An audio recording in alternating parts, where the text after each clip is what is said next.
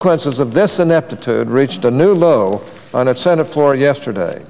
The recap for those who missed it: Democrats took to the Senate floor and accused Republicans, who are attempting to right our fiscal ship by reforming programs for the poor and elderly, of seeking to harm women, children, and other vulnerable members of our society. This verbal assault was deliberate. It was premeditated. I actually thank my colleagues on the other side who declined to participate in those attacks. Those attacks might make for good politics, but they are terrible for this country. People here might like to deny it, but the fiscal crisis we face is real. They might like to say that Social Security's finances are just dandy, but the fact is that the Disability Trust Fund will be exhausted by 2018, and the overall trust fund will be exhausted in 2036, a year earlier than we previously thought. As bad as Social Security is, the situation with Medicare is even worse. According to the Congressional Budget Office, Medicare will be insolvent in 2020. According to the Medicare trustees, Medicare's unfunded liability is $38.4 trillion. And what is the Democrats' response to this? All is well. Nothing to see here. Please move along.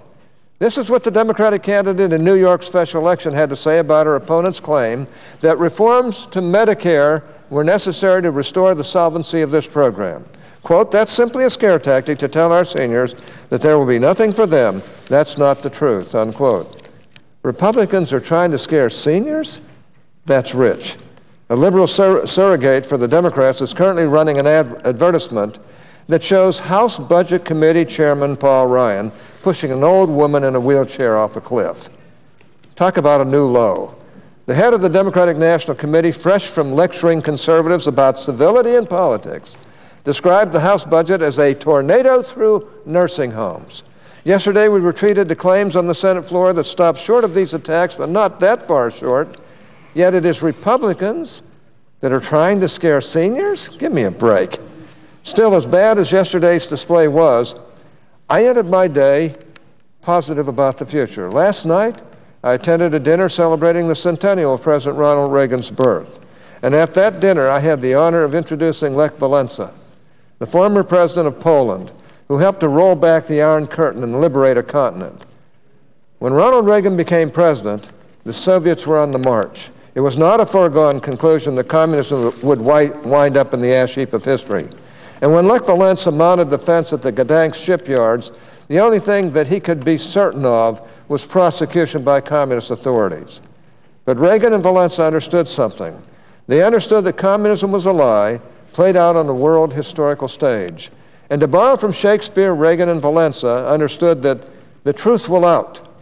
The fundamental truth that we face today, one that cannot be denied, is that our nation faces a spending crisis that no amount of additional taxes can fix.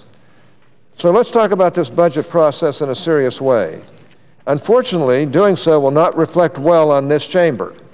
Borrowing from another one of Shakespeare's plays, in Hamlet, the character Marcellus observed that something is rotten in the state of Denmark. One might say the same about the Senate's action on the budget resolution. A budget is not law, but it is an important document that installs the guardrails for the operation of fiscal policy. Under the Congressional Budget Act, each body is to report a resolution by April 15th of each year. President Obama submitted his budget, and the House met the April 15th deadline. But Senate Democrats have no budget of their own. Here's the Senate budget resolution, just one big laid goose egg. So here we are today talking about the House-passed budget. The simple truth is that my colleagues on the other side don't want to vote on the Senate Democratic budget. Instead, they are determined to vote on a budget that everyone knows will not pass this body. Why is this? With all of their hard-edged partisan fury and not even a thin reed of fiscal governance, like Marcellus, it is reasonable to conclude that something is rotten in the U.S. Senate